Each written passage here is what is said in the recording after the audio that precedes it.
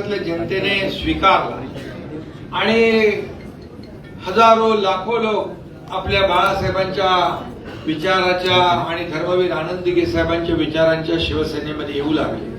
आजही प्रवेश चालू आहे, इथे पण काहीतरी प्रवेश आहे आणि नेहमी मुंबईला प्रवेश असतात, इतर जिल्ह्यामध्ये असतात, प्रत्येक जिल्ह्यातून तालुक्यातून लोक आपल्याकडे येत आहेत. याचं कारण एवढंच की आपण शिवसेना प्रमुखांचे विचार पुढे नेतोय.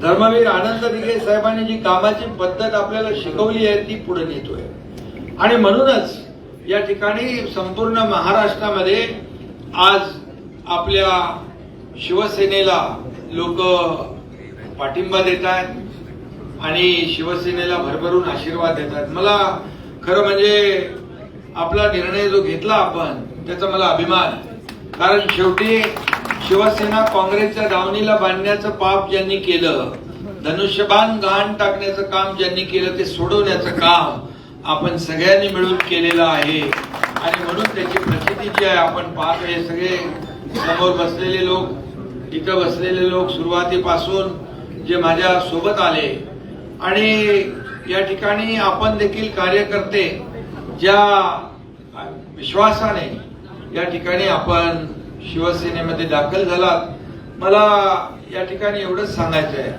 की आपण सर्वजण शेवटी शिवसेना घराघरात पोचली पाहिजे, सदस्य नोंदणी झाली पाहिजे. या ठिकाणी शाखा ते गाव तिथं शाखा, ही आपली जी संकल्पना आहे. आज आपण लाडकी बहीण योजना सुरू केली. या लाडक्या बहिणींनी तर मी भाषणात सांगेन, परंतु लाडक्या बहिणींनी योजनेने सगळ्यांची गणित, सगळी समीकरणं बिघडवून टाकली, उलटवून टाकली, पलटवून टाकली आणि एकतर्फी महायुतीला कधीही या महाराष्ट्रामध्ये 232 जागा मिळाल्या होत्या का? कधी महायुतीला 232 जागा तुमच्या लाडक्या बहिणी योजनेमुळे मिळाल्या. लाडक्या बहिणींनी या ठिकाणी लाडक्या भावांनी पण काम केलंय, कारण लाडक्या भावांनी पण आपल्याला मतदान केलेलं आहे, शेतकऱ्यांनी आपल्याला मतदान केलंय, वारकऱ्यांनी केलंय, कष्टकऱ्यांनी, सगळ्यांनी मिळून आपल्याला मतदान केलंय आणि म्हणूनच या राज्यामध्ये एक लोकसभेचं जे काही वातावरण आपण पाहिलं, त्यानंतर विधानसभेचं झालेलं वातावरण, बदलवलेलं वातावरण आणि पलटवलेलं वातावरण देखील आपण पाहिलं.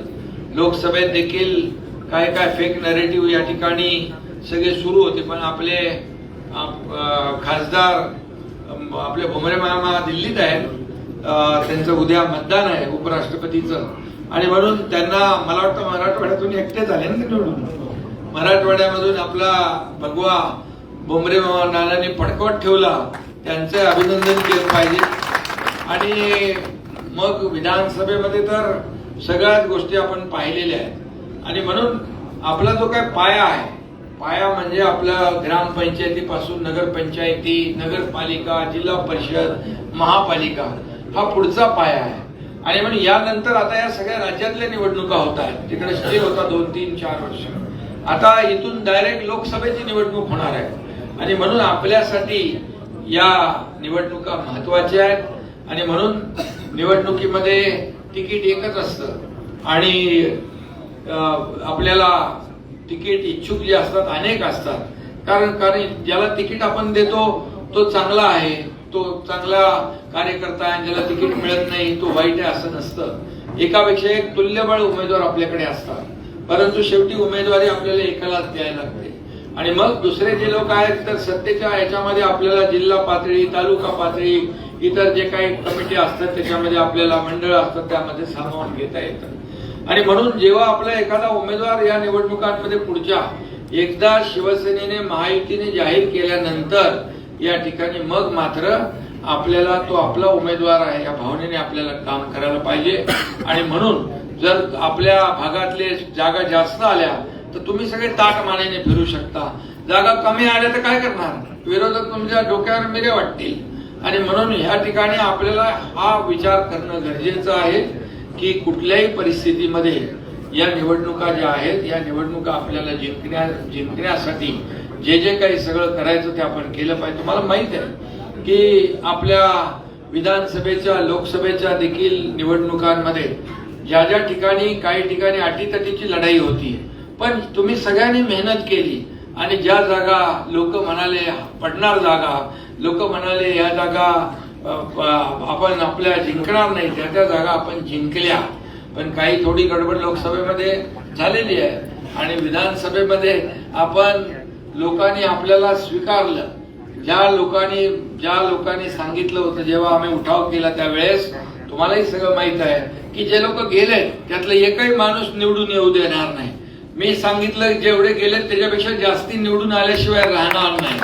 आणि आता शेती करायला जायला हा एकनाथ शिंदे. आता काही माझे जवळचे काही लोक राहिलेत, पण आपण 80 जागा लढवल्या आणि 60 जागा जिंकल्या. आणि जे म्हणत होते एकही जागा निवडून येऊ देणार नाही, ते 100 जागा लढवून 20 जागा जिंकल्या. हा फरक आहे.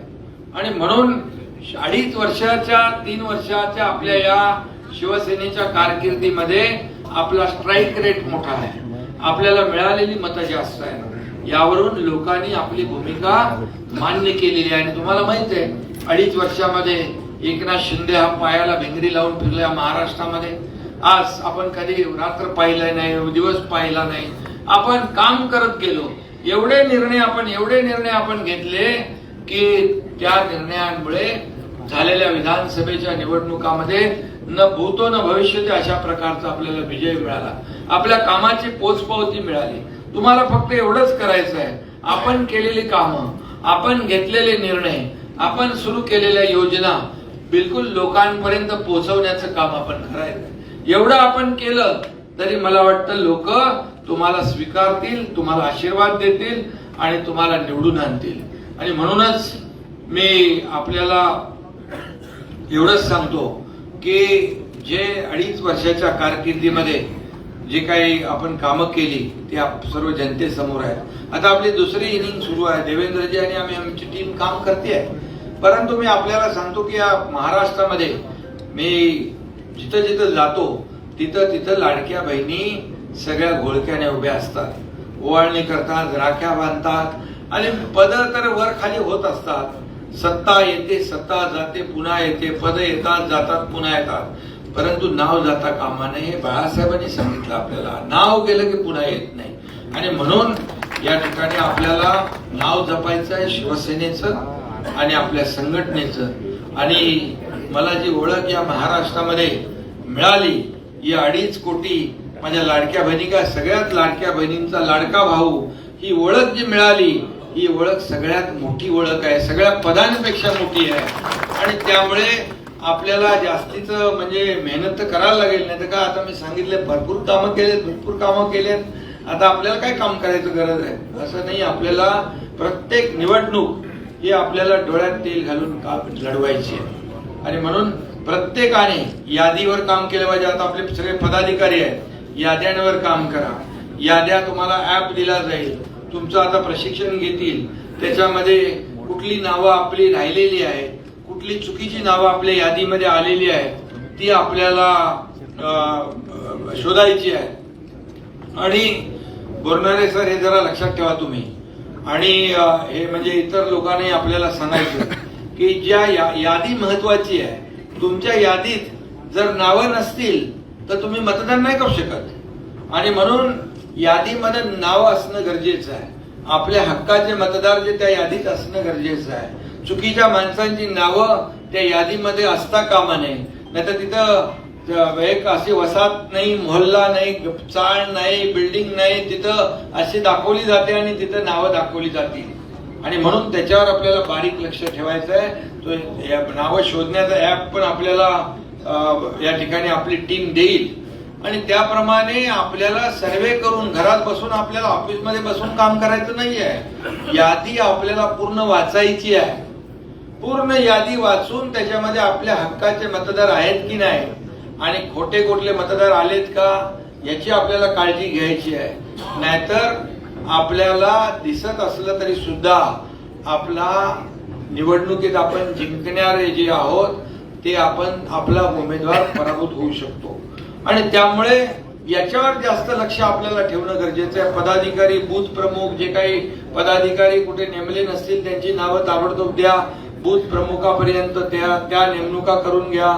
जे काही पदाधिकारी बाकी असतील त्यांचे पदाधिकाऱ्यांच्या नेमणुका करून घ्या. शेवटी निवडणुकीमध्ये हे कार्यकर्त्यांचा संच जो आहे हा आपल्याला महत्वाचा आहे. आणि म्हणून यादी आणि बूथ हे सगळं महत्वाचं आहे.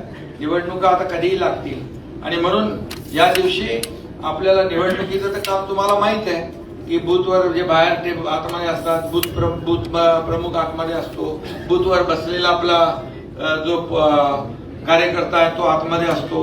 ही सगळी सिस्टीम आपल्याला माहित आहे की जी बाबा याच्यामध्ये काही लोकांनी मतदान केलंय, काही आपल्या हक्काचे शिल्लक आहेत, त्यांना सांगणं, त्यांना मतदानाला घेऊन जाणं, हे सगळी पद्धत तुम्हाला माहित आहे. परंतु शेवटी आपल्याला त्या सिस्टीमनेच काम केलं पाहिजे. आपल्याकडे आता कोणीच तो अजून वापरलेला नाही, तो आपण पहिल्यांदा वापरतोय आणि त्याच्यामुळे कोण कुठं बोगस मतदार भरलेला आहे, कोण कुठे खोटं नाव टाकलेलं आहे, एकेकाचं 10 वेळा नाव आहे, ते आपल्याला कमी करायचं आहे. त्या ठिकाणी त्याचबरोबर आपल्या हक्काची नावं जी आहेत ती त्याच्यात आली पाहिजे. हे मगाशी मी सांगितलं त्याप्रमाणे यादीचं वाचन आणि यादीचं महत्व हे आपल्याला लक्षात ठेवायचं. यादीत आपल्याला जिंकून एबीपी माझा, उघडा डोळे बघा नीट.